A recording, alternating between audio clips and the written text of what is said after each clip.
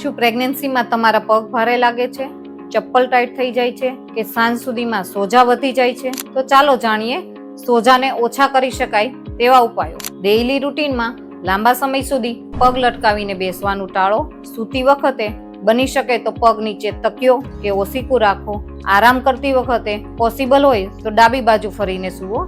વધારે પડતા ટાઈટ કપડાં પહેરવાનું એવોઇડ કરો. આહારમાં ઘી, તેલ અને મીઠાવાળી વસ્તુઓ ઓછી કરો અને ઉપરથી લેવાતું મીઠું જેવું કે અથાણા, પાપડ અને પેકેજ ફૂડને બિલકુલ બંધ કરો. હાઈ પ્રોટીન ડાયટ જેવા કે ચણા, મગ, ચોળી વગેરેને તમારા આહારમાં સામેલ કરો અને સાથે લીલા શાકભાજી, દહીં, દૂધ, પનીર તેનો પણ ઉપયોગ વધારો. પ્રેગ્નન્સી એક સુંદર સફર છે, પણ તમારા શરીરના દરેક સિગ્નલને સમજવું એટલું જ જરૂરી છે.